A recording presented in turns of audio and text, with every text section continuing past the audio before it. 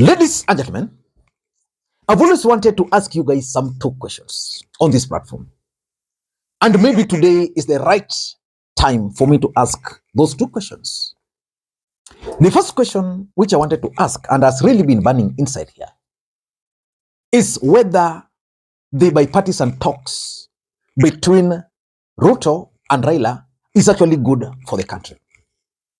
Do you support the bipartisan talks? Do you think that the talks which were initiated by Ruto and Raila is good for the country? And the second question, which I've always wanted to ask, is whether the talks which are currently being chaired by Kalonzo Musyoka and Kimani Ichung'wah are actually going to succeed. Whether something is going to come out of Bomas. Let me know your answer to those two questions. Because if you ask me, personally, I strongly believe that the talks are good. But I don't think anything tangible is going to come out of Bomas. And over the weekend, Ndindi Nyoro made certain statements which shocked me. Ndindi Nyoro actually pleaded with William Ruto to terminate those talks immediately.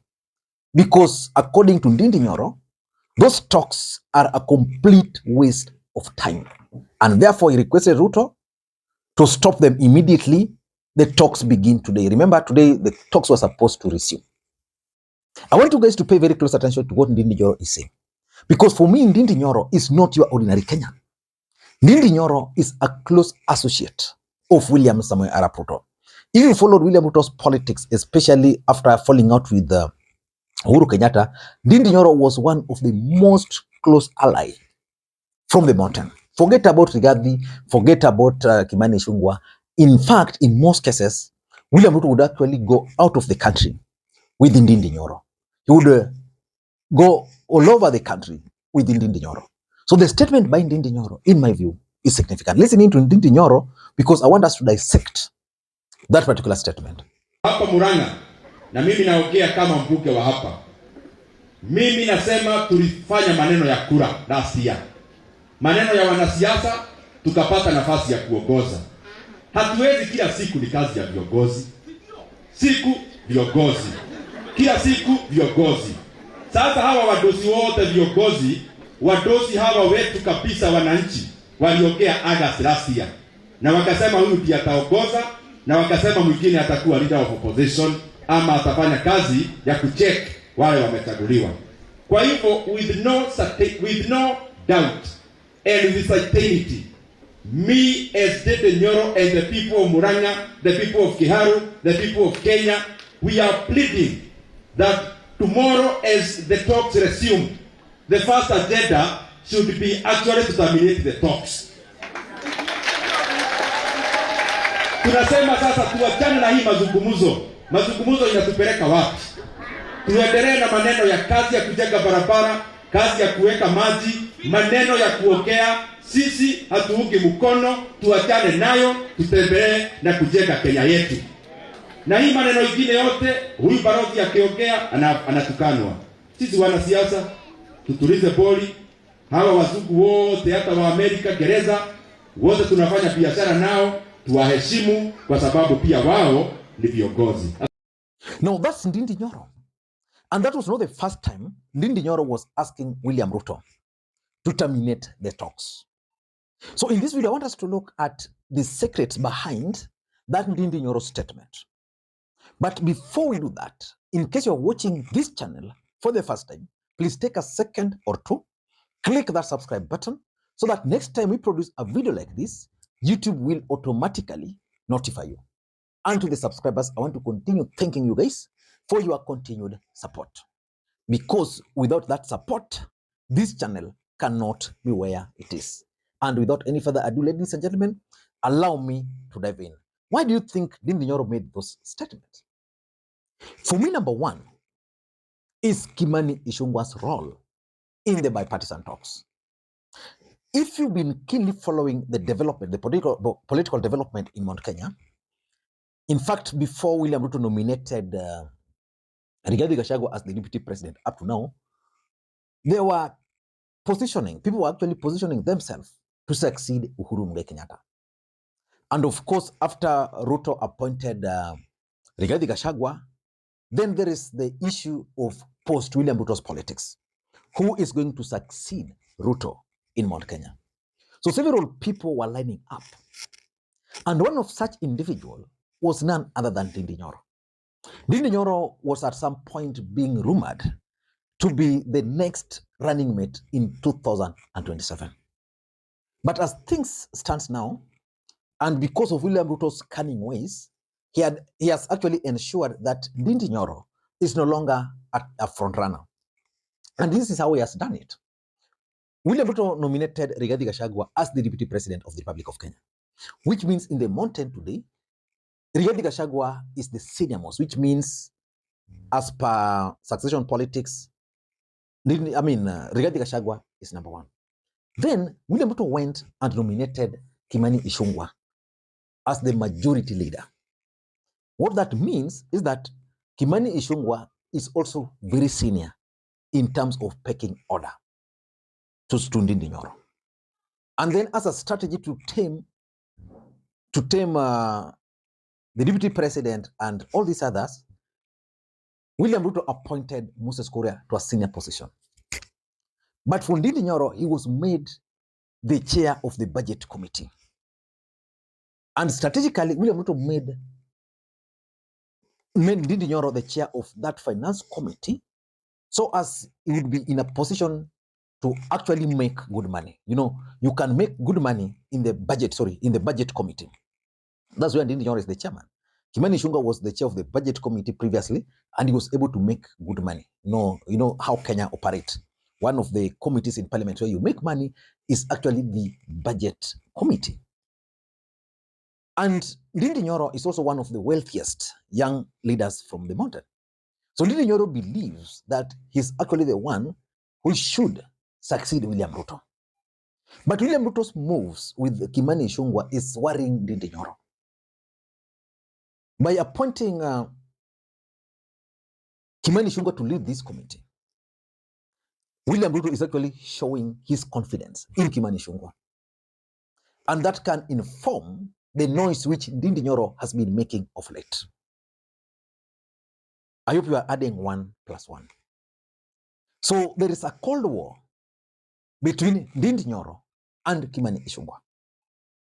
And probably that can explain why Ndindi Nyoro is no longer actively following William Ruto the way he used to do before. And again, on the other side, Kimani Ichung'wah is nowadays following William Ruto almost to every other event William Ruto goes to, probably because of his position as the majority leader.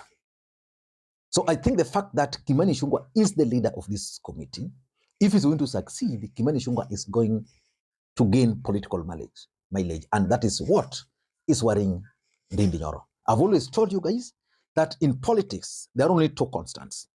The first constant in politics is interest. So by Kimani Ichung'wah chairing that committee with Kalonzo, it means Kimani Ichung'wah is now at the level of Kalonzo Musyoka. So it's not serving good interest of Ndindi Nyoro. So Ndindi Nyoro must just oppose these talks so that the talks can collapse. Kimani Ichung'wah will not get another platform. So that's number one. Number 2, why he's opposed and is calling for the termination is the Mount Kenya politics. Let's face it. In Mount Kenya, if these talks were to go ahead and succeed, several political careers are going to go into the dustbin. And the Mount Kenya factor is coming into play in 2 ways. Number 1 is the bragging right. You know, Mount Kenya believed up to now that they have a stake in this government when you talk of the shareholding. And because William Ruto got more votes in the mountain than Rivalry itself, it means the mountain can easily blackmail William Ruto to do whatever they want. But now, if these bipartisan talks were to succeed, what do you think is going to happen? Number 1, we are going to have probably Raila Odinga coming with the numbers. And therefore, the value of Mount Kenya in the government is going to go down. There's also the possibility that one of the agreement would be that power is going to be shared. Where will that place Mount Kenya? So that's the first way Mount Kenya is a factor. Number two is Raila phobia. You know, in Mount Kenya, most of the leaders have no agenda as long as Raila Odinga is out of the picture. You remove Raila out of the picture, they won't have anything to tell their people. For example, if Raila Odinga was not in the picture, if these talks were not in the picture, Ndindi Nyoro probably would not have anything to tell to the audience he was addressing. So for me, that's also significant. The fact that if the talks were to succeed, then it means probably Raila and Ruto might go to the mountain and then they'll talk peace. Now, how do you talk peace with Raila in Mount Kenya? Well, this is a man they've been using as a ladder to climb their politics. So they will not want anything to do with Raila, Ruto agreeing. They would rather just have Raila one side, Ruto one side. They would rather have people on the streets, businesses being stalled, but as long as those two are not together. Number three, I also tend to think that probably it could be a strategy to sabotage and frustrate the talks. And that strategy might be external and internal. When I talk of internal, I'm talking of Kenya Kwanza internally are sabotaging those talks because those talks would not go well with them. Remember how they frustrated Uhuru Kenyatta after the handshake, and these guys went out of their way and made handshake appear to be a very bad thing. Then how come now they support the alleged handshake?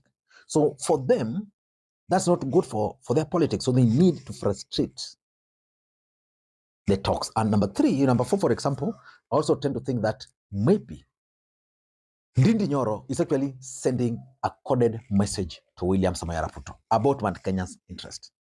Who is taking care of Mount Kenya in these talks? How do you treat Mount Kenya after having talks with Raila Odinga? So basically, Ruto should figure out how he's going to address the issue of Mount Kenya interest. Because of course, even William Ruto understands one thing, that as long as Mount Kenya is not with him, his politics is doomed. And therefore, William Ruto must also, at any given point, ensure that Mount Kenya's interest is actually taken care of. So for me, it's a coded message. And lastly, politics is local. So I want to assume that whatever happened, whatever forced Ndindi Nyoro to speak the way he was speaking, is basically the ground politics. The ground in Mount Kenya does not really favor a handshake between Raila, between Ruto. They don't favor the talks which are currently ongoing at the Bomas of Kenya. Until next time, this is Lee Makwiny. May you have a good day. And again, for those who are watching it for the first time, this channel for the first time, do not hesitate to press that subscribe button. And of course, you can also drop your comment. Again, I would want to ask you to suggest for me any topic which you want me to discuss. Thank you, and may you have a good day. Bye-bye.